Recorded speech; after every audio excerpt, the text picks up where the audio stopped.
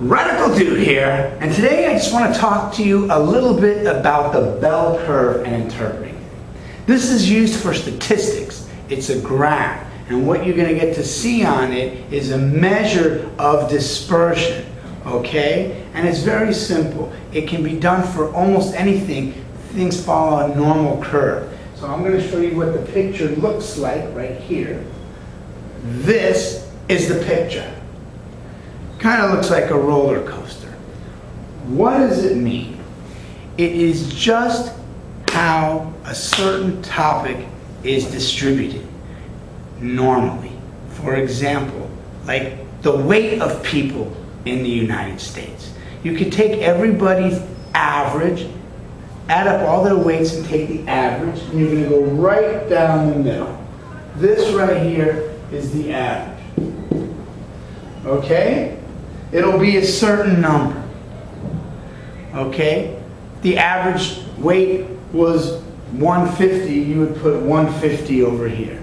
This height is going to tell you the number of people.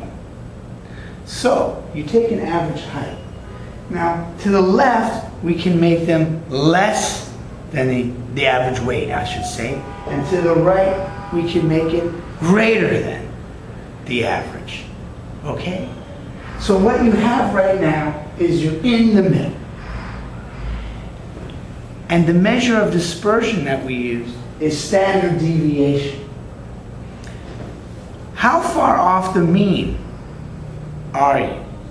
Well, if this is the exact mean, these are broken up into halves. So this is half of standard deviation. This is a full deviation, 1.5, 2, and then you go on the other side, right? So once you calculate your standard deviation, which is in one of my videos, you go to the left of the mean and to the right of the mean, and that's considered one standard deviation from the mean, right? So if you look at this, as you're going down, this means that people are getting lighter and lighter and lighter until you have the super skinny people. Well, the super duper skinny people, there's only a little bit of them, right? As we go back towards the mean, more people are getting closer to the average. Then on this side would be the heavier people, right? How many people? Well, the heavier you go, the fewer the people there are, until you get really heavy, which is only a certain percentage.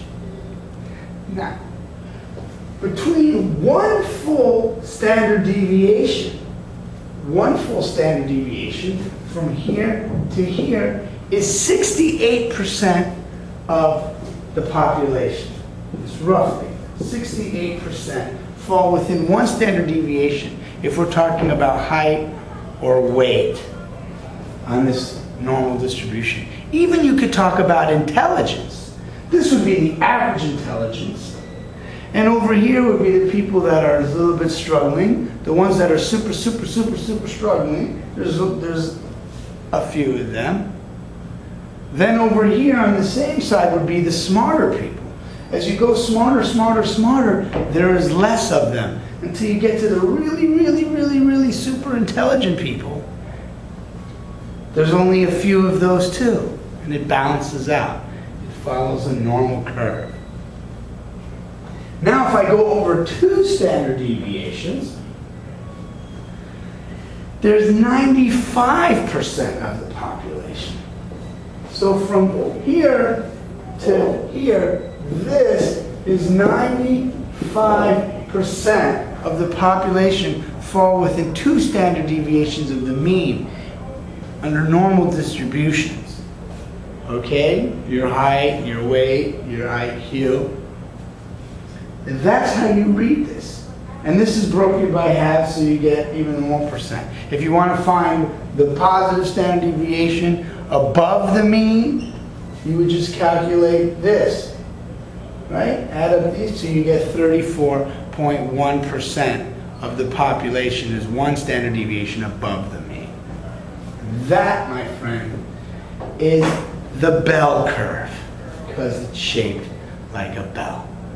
Well, this has been Radical Dude, and I hope I was able to teach you something. Thank you.